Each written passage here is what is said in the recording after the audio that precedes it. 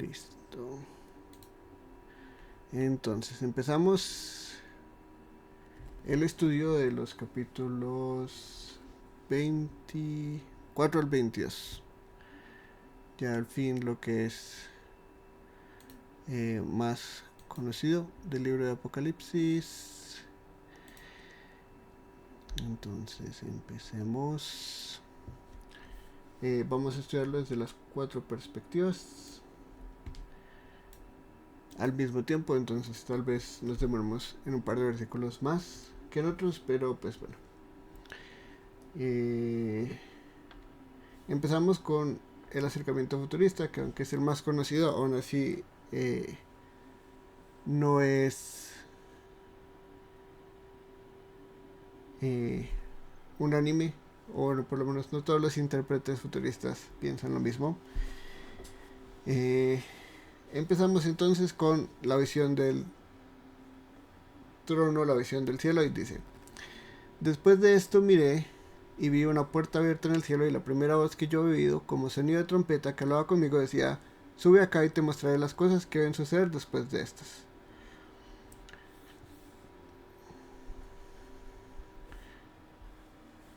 Acá dividimos entonces, supongo que los futuristas en dispensacionalistas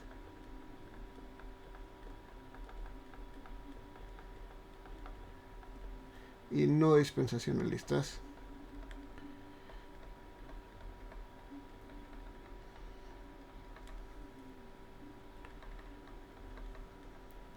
Para el primer grupo, entonces, después de esto miré, que en griego es metatauta, después de estas cosas, que se repite también acá al final del versículo, ¿no? Entonces, después de estas cosas, es como un sándwich. Para el dispensacionalista, entonces, lo primero de esto, la primera visión, después de las 7 iglesias y de la gran visión del Cristo resucitado y victorioso, es lo que se conoce para algunos como el rapto. Entonces acá está este sonido de trompeta que simboliza que la iglesia es llevada al cielo, ¿no? Y por eso le dice: sube acá y te mostraré las cosas que deben suceder después de estas. Entonces, dependiendo de cómo uno vea las 7 iglesias, ya sea las 7 edades, los 7 patrones de iglesias, o las características de conquista que vimos, estas dos, esta no, porque esta es muy popular y no hay que enseñarse, pero ya sea que sea una o la otra, después de esto, si hablamos de las 7 edades, es mucho más consistente para muchos futuristas. Sucede lo que se conoce como el rapto secreto en esta cosmovisión dispensacionalista. Este sonido de trompeta que se relaciona con que la iglesia se toma de la tierra antes del fin de las cosas, o como se le conoce, el rapto pre-tribulacional. Me va a tocar borrar y luego explico lo otro. El rapto pre-tribulacional. ¿Qué significa eso? Que Apocalipsis va a narrar los siguientes 7 años de tribulación, y la iglesia no va a ser parte de eso. La iglesia ya va a estar en el cielo.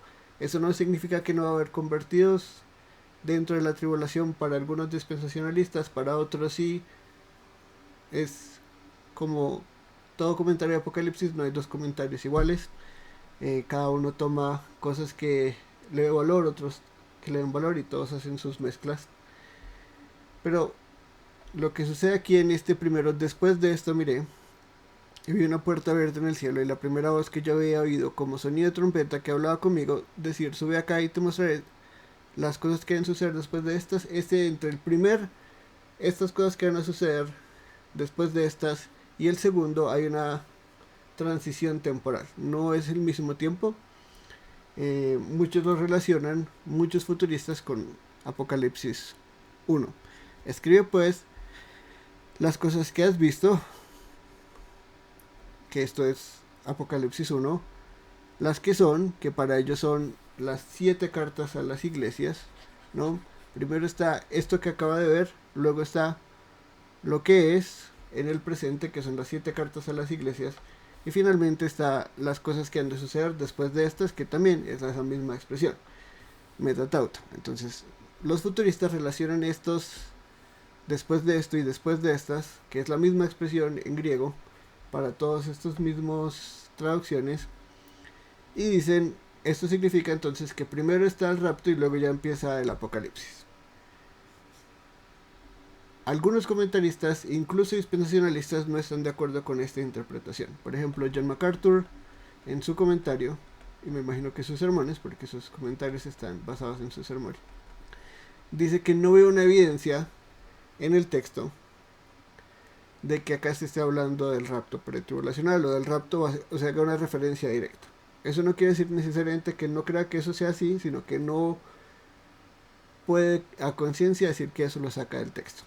Los otros dispensacionalistas sí están de acuerdo con él, o bueno, están en acuerdo en que aquí estamos hablando de estas cosas que van a suceder, que ya es el fin de los tiempos, el comienzo de la tribulación, y que antes de todo esto sucede el rapto pretribulacional. Para los futuristas no dispensacionalistas,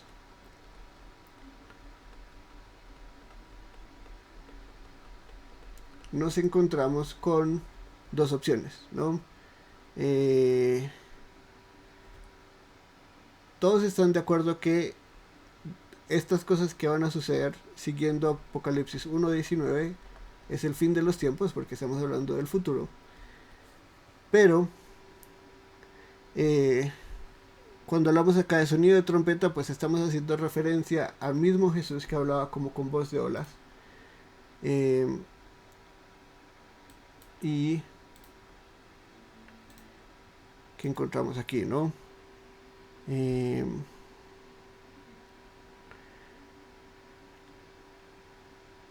Estaba yo en el Espíritu en el día del Señor y oí detrás de mí una gran voz como sonido de trompeta. Entonces este mismo o esta misma voz del capítulo 1 es la misma voz del capítulo 4 y que simboliza estos sonidos de trompeta y como olas, y todo esto significa o hace relación a la majestad y la divinidad del Mesías, en este caso de Jesús. Lo que sucede acá, ¿no? Entonces te sube acá y te mostraré las cosas que deben suceder después de estas. Es una visión del cielo literal. Al instante estaba yo en el Espíritu, que esta es una expresión que para muchos es una experiencia espiritual, para otros es una experiencia más psicodélica y más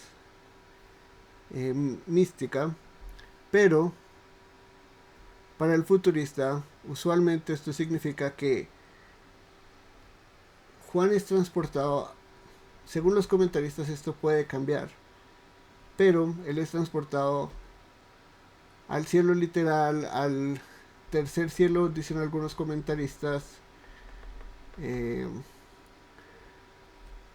y lo que está viendo ahí es que él está de alguna forma al mismo tiempo que se separa de este mundo material físico en el que se encuentra en Patmos, también está yendo, de alguna forma podemos decirlo, a una realidad atemporal, y por eso puede ver el futuro, porque lo que va a ver desde el cielo son simplemente los hechos que ya sucedieron en la eternidad de Dios, pero que en el presente y en el mundo mortal todavía no han sucedido, y por eso se lo lleva al cielo, ¿no? Y ve un trono y a uno sentado en el trono.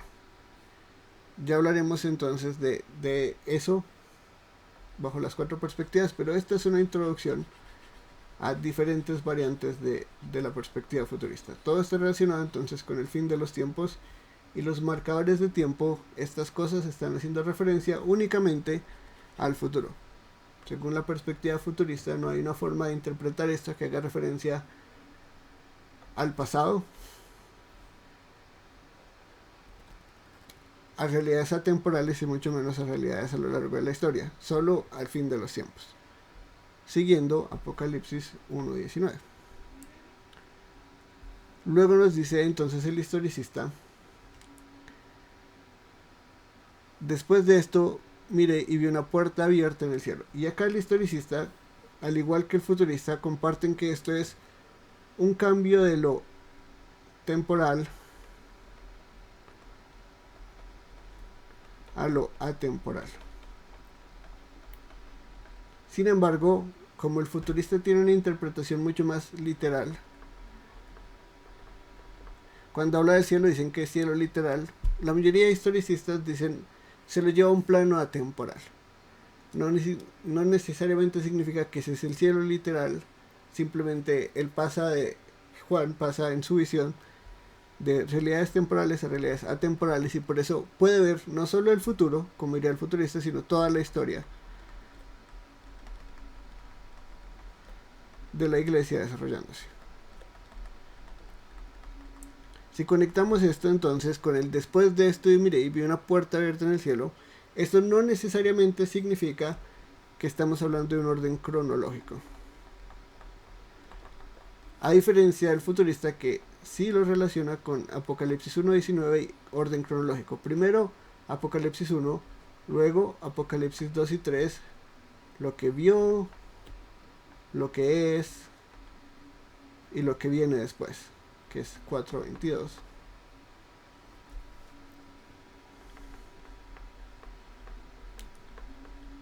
Después, el historicista no necesariamente dice, ok, después de estas cosas significa un cambio cronológico, especialmente si entendemos que la mayoría de historicistas siguen el patrón de 7 edades para las 7 iglesias. Si decimos que la Odisea es la última edad de la humanidad, la última edad de la iglesia, la última época antes de la segunda venida,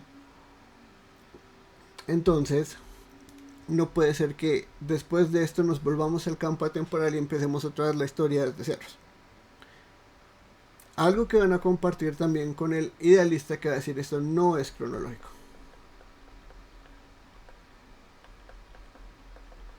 El historicista va a hacer un argumento un poco más general, podemos decirlo, simplemente mostrando que después de esto y después de esto, simplemente para ellos es un cambio de visión. Primero estuvo la primera visión, luego viene la segunda visión, y esa es la visión en la que nos encontramos. ¿Qué es lo que vemos aquí? Entonces, de nuevo, las cosas que deben suceder después de estas, que no necesariamente es en orden cronológico, sino que nos cuenta entonces cómo se desarrollan básicamente estas 7 edades, pero de una forma más ampliada. Entonces podemos decir que vamos de un resumen histórico, y ahora nos dice, ahora en esta segunda visión te va a mostrar cómo todo esto se desarrolla a lo largo de las edades, ¿no? Cómo todo esto tiene relación con el Imperio Romano, con la caída del Imperio Romano, con la iglesia medieval, con el papado, con un montón de cosas a lo largo de la historia, que el libro simplemente nos va a poner ahora sí en mucho más detalle. Entonces, tienen una relación clara entre su modelo de 7 edades, aunque no todos lo siguen. Algunos siguen más que todo el modelo podemos decir, de victoria y de conquista. Iglesias como conquista. Aún así dicen, entonces ya empezamos la segunda visión. Que no nos dice entonces, después de la Odisea, qué es lo que sigue. No necesariamente, sino después de la Odisea, cuál es la segunda visión. Y es, vamos a ir al campo de lo atemporal en el cielo, que puede ser el cielo literal, puede ser el tercer cielo, como lo llaman algunos comentaristas futuristas, o puede simplemente ser una visión que vamos a ver está muy relacionada con Ezequiel, que es consistente con el Antiguo Testamento y que no necesariamente nos muestra cómo es Dios o cómo podemos ver a Dios, porque Dios es invisible y Dios es espiritual y no hay un lugar donde Dios se limite, Él es omnipresente, sino es una visión que representa cosas. Este mismo yo en el espíritu se relaciona, digamos, en estas tres perspectivas con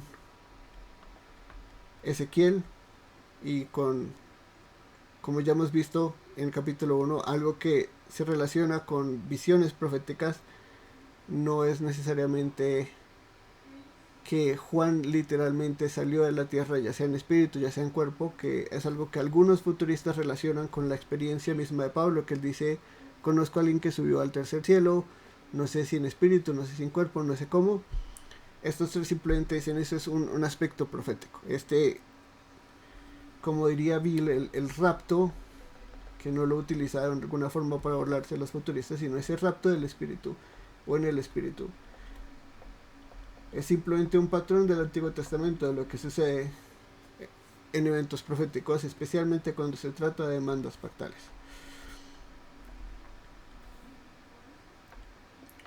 Bajo el preterista, entonces,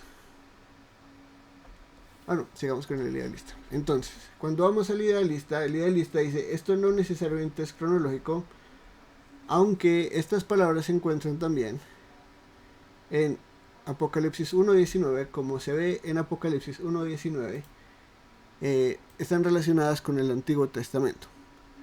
Si vamos entonces a Daniel 7.6, dice,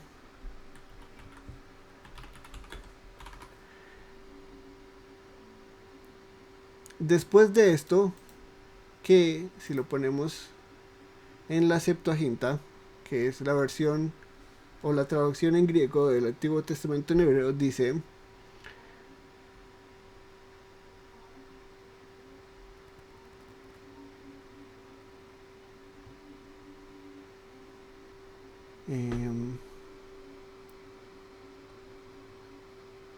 después de estas cosas, después de esto seguí mirando, que es una referencia al metatauta, acá está en opisotautu, pero es similar en estructura, y que Bill relaciona con el fin de los tiempos, ¿no? Entonces, después de estas cosas simplemente es otra relación a el fin de los tiempos, como ya se vio al principio del capítulo 1, cuando se habla de que estas cosas vienen pronto.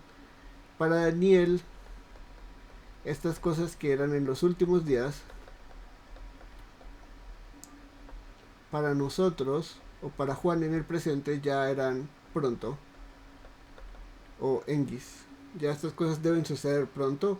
Es este mismo calificador. Los últimos días llegaron, entonces después de estas cosas es simplemente una referencia para que nos centremos de nuevo en la profecía. Y veamos que esta puerta abierta del cielo, que no necesariamente es el cielo, sino simplemente una visión celestial, como Ezequiel 1, como Isaías 6, entre otros, es una visión que busca revelar cosas acerca de Dios, no necesariamente acerca del futuro, y en este caso acerca de el plan de Dios para la iglesia por todas las edades, que vamos a ver especialmente en el capítulo 5, pero que simplemente es una visión celestial como todas las visiones proféticas. Si nos vamos, por ejemplo, acá a Daniel 6, Daniel 7.9 también, pero eso es para los tronos. Primero vamos a Daniel 2. Dice 28.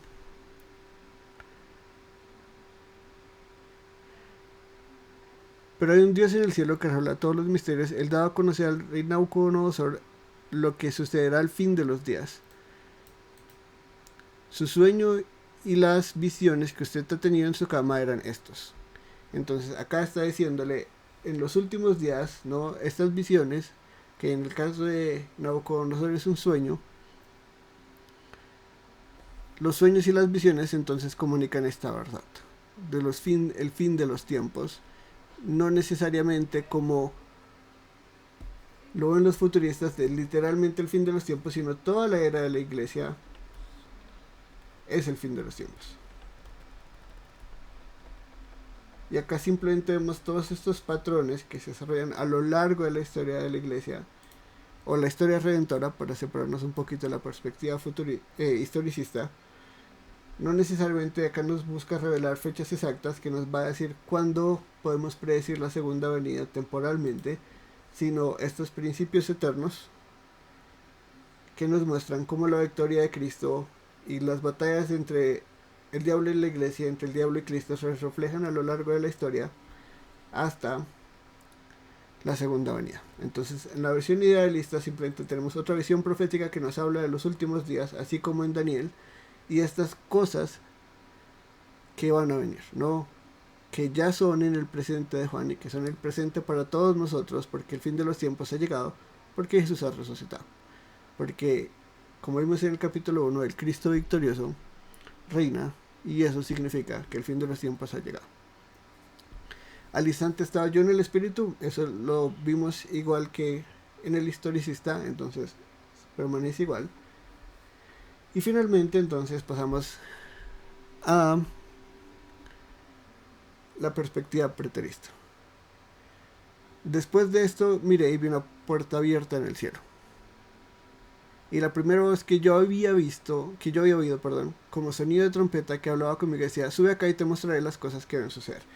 En la preterista lo relacionamos mucho con Ezequiel 1 y la visión de Ezequiel. Chilton, por ejemplo, va a decir que Ezequiel vio esta visión celestial desde abajo y que Juan la ve desde arriba. Y que acá está la visión celestial, o acá está esta representación celestial del trono y de todo lo que viene acá. Sube acá y te mostraré las cosas que deben suceder después de estas. Hace referencia, al igual que Apocalipsis 1.19 para los futuristas,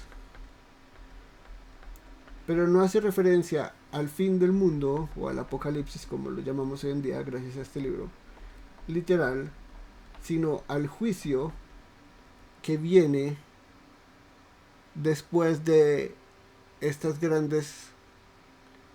revelación de quién es Jesús, ¿no? Para la mayoría de preteristas, entonces, no hay un cambio de visión como en la historicista o en la idealista, que es otra visión, sino es una continuación de esta misma visión que tiene que ver entonces con el juicio de Jerusalén.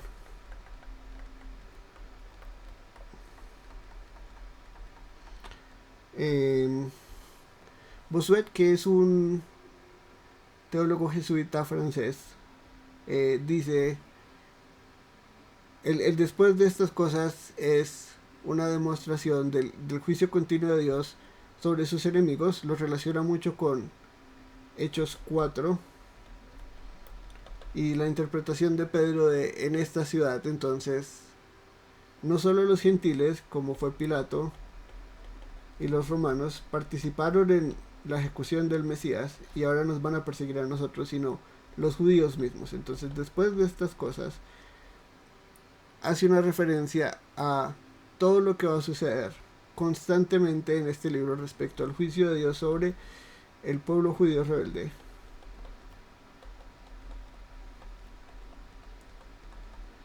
o la comunidad del Antiguo Pacto. Lo que vamos a ver entonces en este libro, y esta voz de trompeta, que es una voz de juicio, y esta voz que hace referencia al monte Sinaí y a la presencia de Dios en toda su tenacidad, podemos decir, en toda su ferocidad, que no es necesariamente agradable, porque este libro sí o sí trata de victoria y de juicio. Simplemente va a desarrollar entonces estas cosas que deben suceder, que ya son pronto, que como vemos en el primer capítulo de Apocalipsis, dice: estas cosas van a suceder pronto. Eso quiere decir no en 100 años, no en 1000 años, no en 2000 años, no en 3000 años, sino en unas décadas o en unos años, dependiendo de qué fecha ponga uno en Apocalipsis. Todo esto entonces y toda esta visión es simplemente una introducción al juicio de Dios sobre Jerusalén. Eso bajo la perspectiva preterista. Entonces ahora vamos a la visión del trono. ¿Alguna pregunta?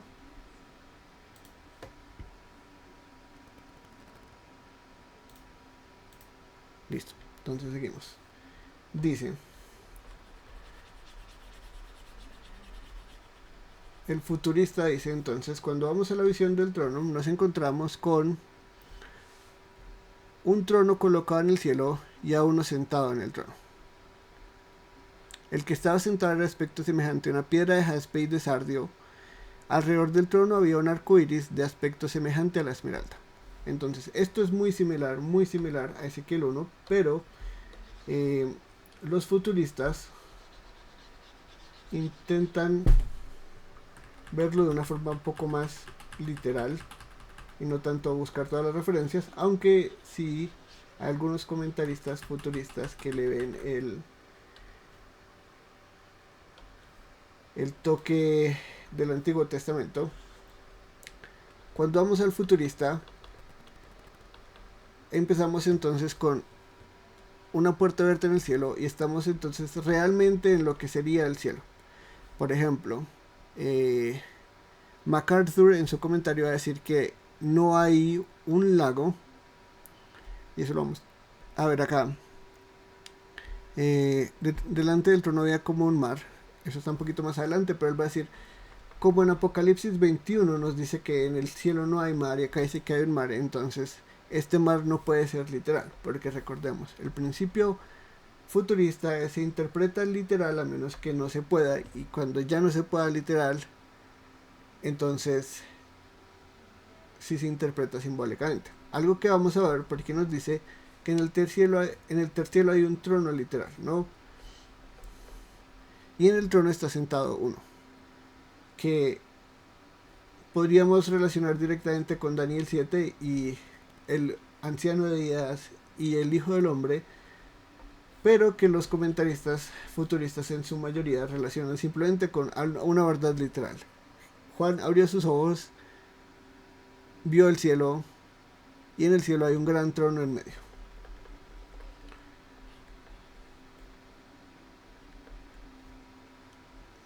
Que, aunque debería interpretarse literal, porque dicen ahí hay un trono, unos dicen que este trono y este uno sentado en el trono, sin hacer referencia necesariamente al Antiguo Testamento, son símbolos de Dios y de su majestad como rey y su soberanía como rey.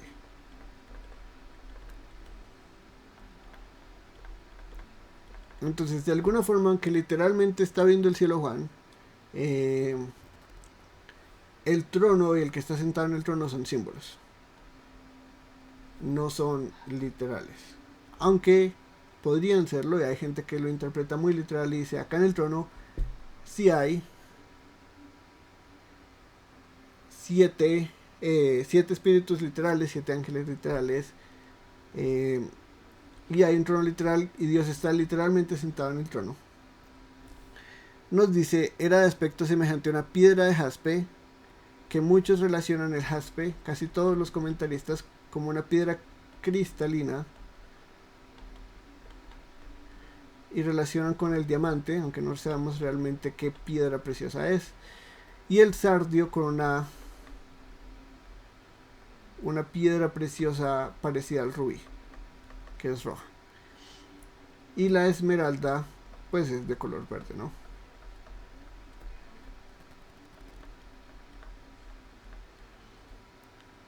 Para algunos comentaristas, estas futuristas, estas 3 piedras hacen referencia al pueblo de Israel, porque son piedras que se encuentran en el efod del sumo sacerdote.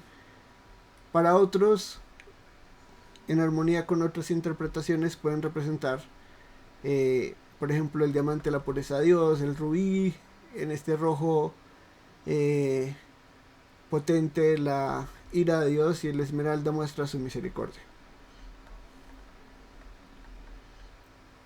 Pero todo esto es de alguna forma simbólico. No podemos decir que Dios está literalmente en un trono. En la perspectiva futurista incluso,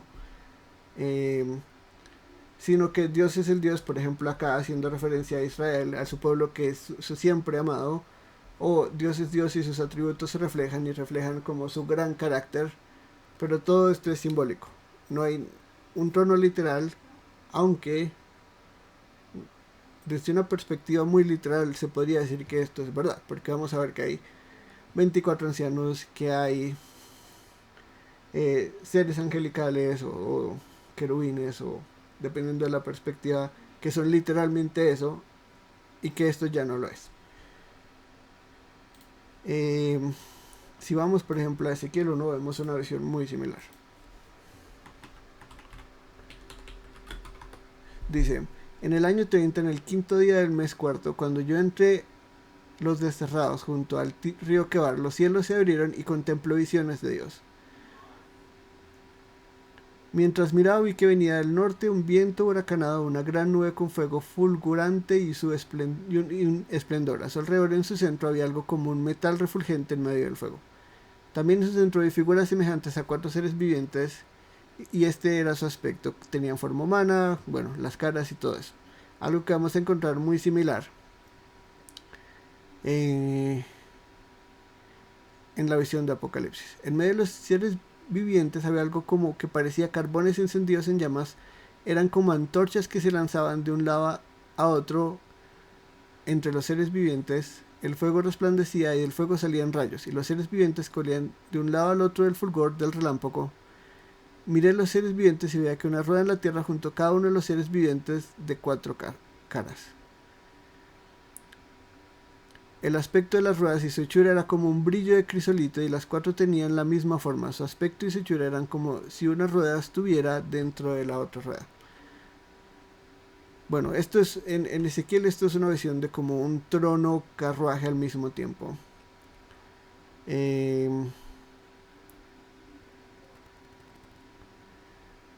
Y eso lo veremos un poco más en la perspectiva historicista, pero es una visión muy parecida, especialmente cuando avancemos un poco más. Pero bueno, nos vamos entonces a la perspectiva historicista. Y la perspectiva historicista entonces relaciona la visión del trono con, vámonos a Ezequiel 8.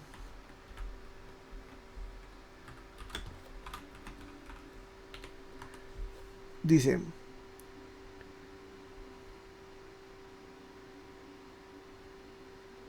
no, esto también es de las seres vivientes, entonces todavía no hemos llegado ahí. El historicista diría que esta es también una visión, y ya vemos, esta es la segunda visión. En esta visión entonces encontramos un trono que simboliza la soberanía de Dios,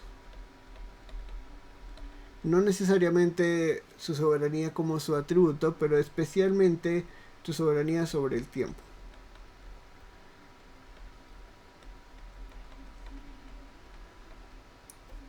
Él está en el trono y él gobierna los flujos temporales, podemos decirlo así. Él está en control de los flujos temporales para cumplir su propósito redentor a través de la iglesia.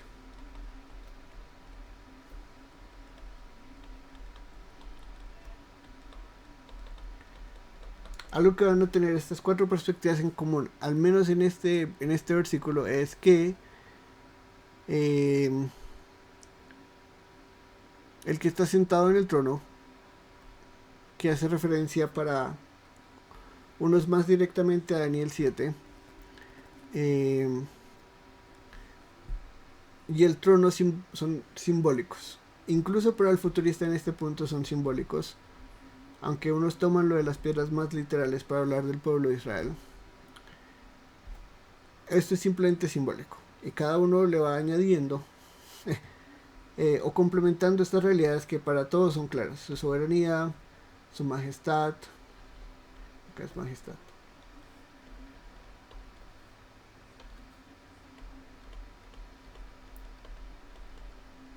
Acá simplemente como una expresión en el futurista del carácter de Dios, el Dios que todo lo puede y que todo lo controla. Acá más centrado en simplemente la historia y el tiempo.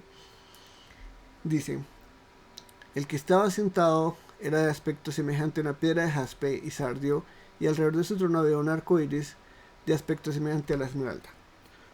Algunos historicistas entonces lo relacionan con Ezequiel, la visión de Ezequiel 1, y su complemento en Ezequiel 10. Y también muestran que estas piedras simplemente son símbolos del carácter de Dios. Más allá de su relación posible con el Antiguo Testamento y el sumo sacerdote, no es claro para muchos historicistas cómo esto se podría relacionar con Israel, por ejemplo, sino más bien con el carácter de Dios, que es puro, justo y misericordioso.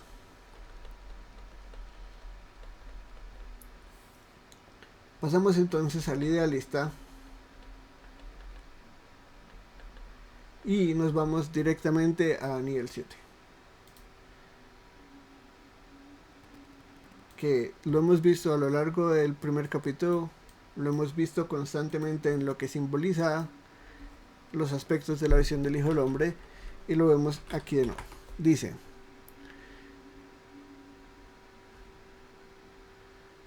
después de esto seguí mirando las visiones nocturnas. Bueno, esta es la cuarta bestia. Seguí mirando hasta que se establecieron tronos y el anciano de Días se sentó, y su vestidura era blanca como la nieve y el cabello de su cabeza como la lana pura. Su trono como llamas de fuego y sus ruedas un fuego abrasador. Un río de fuego corría saliendo delante de él, miles de millares le servían y miríadas de miríadas estaban de pie delante del tribunal. Se sentó y abrieron los libros. Entonces yo seguí mirando a causa del ruido, las palabras arrogantes del cuerno. Seguí mirando hasta que mataron a la bestia, destrozaron su cuerpo y lo echaron a las llamas de fuego. A las demás bestias le quitó el dominio, pero les fue concedida una prolongación de vida por un tiempo determinado. Seguí viendo las visiones nocturnas, y en las nubes del cielo venía uno como el Hijo del Hombre, que se dirigía al anciano de Días y fue presentado ante él. Y le fue dado dominio, gloria y reino, para que todos los pueblos, naciones y lenguas le sirvieran. Su dominio es un dominio eterno que nunca pasará, y su reino uno que nunca será destruido. Vamos a Daniel 9. Y dice, no es Daniel 10.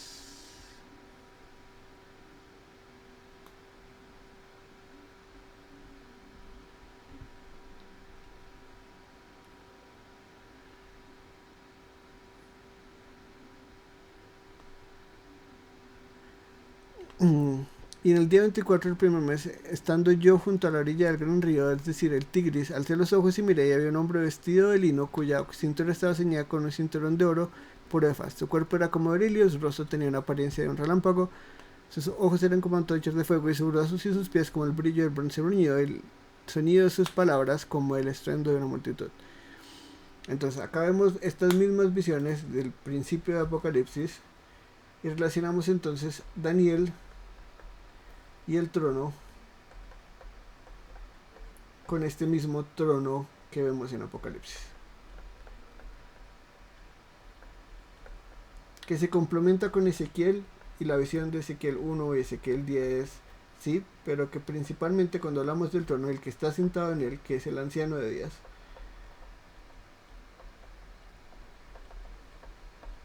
que tiene autoridad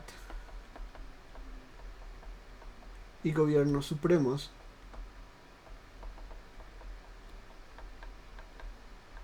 sobre todos los imperios, es decir, sobre todas las bestias, y él mismo después le otorga ese mismo dominio al Hijo del Hombre, pero que intrínsecamente en él y en su trono está representada esta autoridad y esta soberanía sobre todo.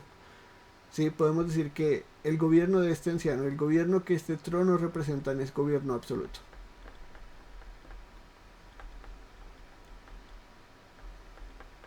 No importa qué tan grandes y qué tan poderosas y qué tan feroces sean las bestias en el libro de Daniel, este anciano de días y esta autoridad que está en este trono puede por sobre todos ellos. No solo él acaba con las bestias, sino que después de acabar con las bestias le da la autoridad y el dominio al Hijo del Hombre y a los suyos a través del Hijo del Hombre.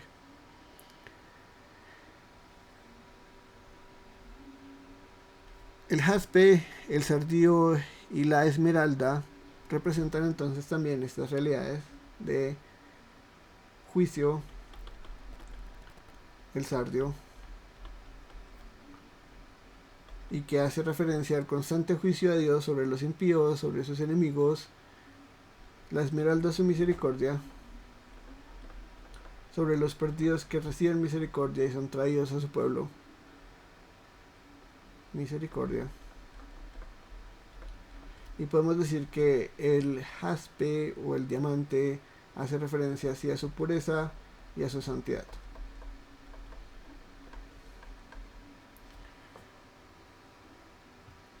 Eso es la perspectiva idealista de una forma un poco introductoria.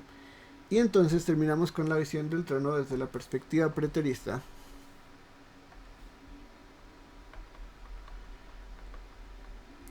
Y hablamos entonces acá de una corte celestial. Cuando hablamos del trono en la perspectiva preterista, estamos hablando de una corte celestial, y el trono es el trono del gran juez.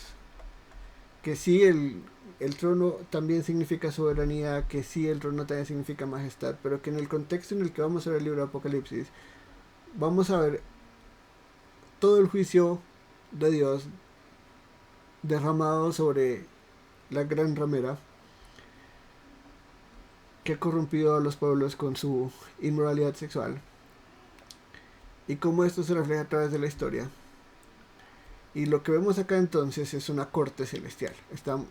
Cuando hablamos de los otros tronos, cuando hablamos de todo lo que sucede en Apocalipsis 4 y 5, estamos viendo cómo la corte celestial entonces va a desarrollar su sentencia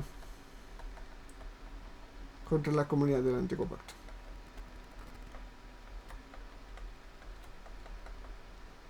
El que está sentado entonces es el gran juez, y vamos a ver otros tronos y vamos a ver otras personas sentadas en otros tronos, pero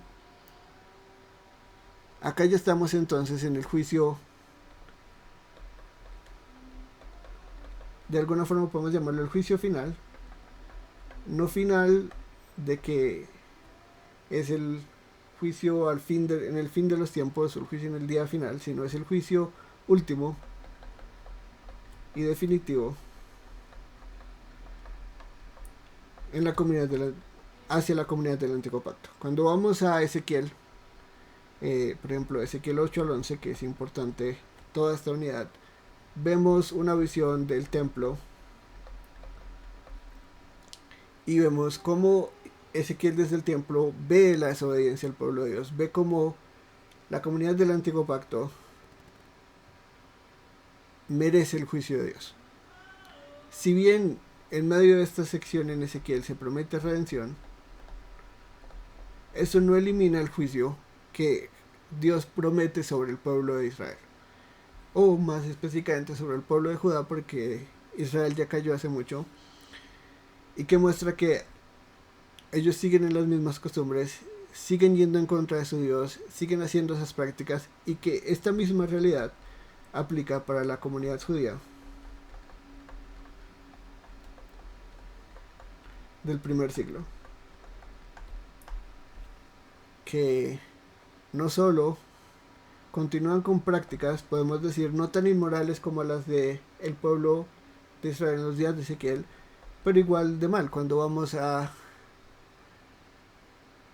el juicio de Jesús, ¿por qué lo juzgaron? Porque dijo que iba a destruir el templo. Cuando Jesús entra en el templo, la primera y la segunda vez, no al principio de su ministerio en Juan 2, hacia el final de su ministerio en los otros evangelios sinópticos, ¿qué es lo que hace? ¿No? Dice, ustedes han hecho la casa de mi padre una casa de ladrones.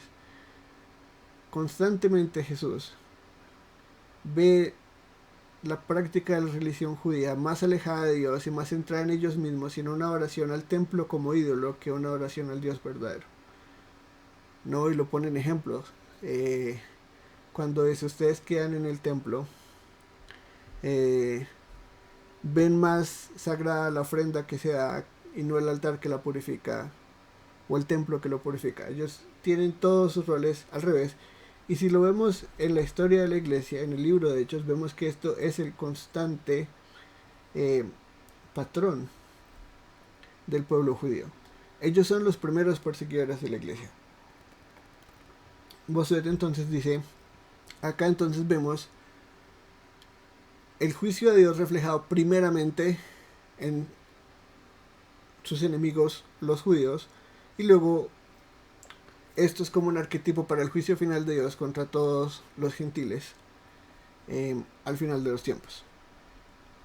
Que aunque los preteristas decimos, y el preterista dice, este libro hace referencia más que todo, principalmente a la destrucción de Jerusalén y al juicio de Dios sobre la comunidad del Antiguo Pacto, pues también arquetipamente y tipológicamente puede hacer referencia al juicio final. Entonces, cuando hablamos acá de corte celestial, estamos hablando que el libro de Apocalipsis comienza en un juicio y se desarrolla como un juicio.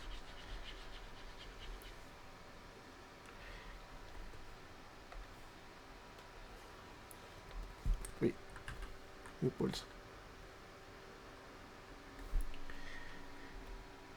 Muchos relacionan, bueno, no, muchos, algunos comentaristas preteristas relacionan esto con el templo, que en Ezequiel 8 al 11 también se ve, pero no el templo terrenal,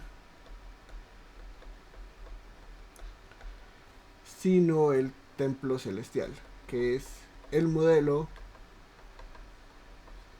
de todas las realidades eh, terrenales. Cuando Moisés hace el tabernáculo le dice que haga las cosas tal como las vio, ¿no? Hay unas realidades celestiales, hay un templo celestial que es el prototipo de todas las realidades materiales. Incluso la tierra misma es un modelo hecho a los planos, podemos decirlo de esa forma, de las realidades celestiales. Entonces cuando vemos acá, estamos viendo el templo y el propiciatorio, creo que es que le decimos en español, sería el trono. Y entonces estamos acá en el verdadero templo, Dios como juez juzgando a la gente que vive en la ciudad del templo terrenal que ha sido abandonado por Dios, ¿no? Si vamos al libro de Ezequiel, la presencia de Dios abandona el templo completamente, se va y no vuelve nunca. La primera vez que vemos la presencia de Dios volviendo a un templo es a Jesús mismo, el Espíritu Santo habitándolo como un tabernáculo andante.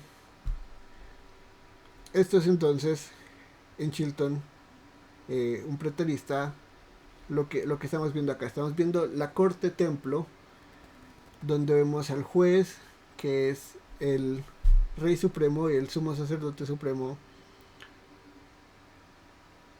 realizando una demanda pactal, que es lo que vimos que una profecía es, basado en Deuteronomio, principalmente, contra el pueblo judío.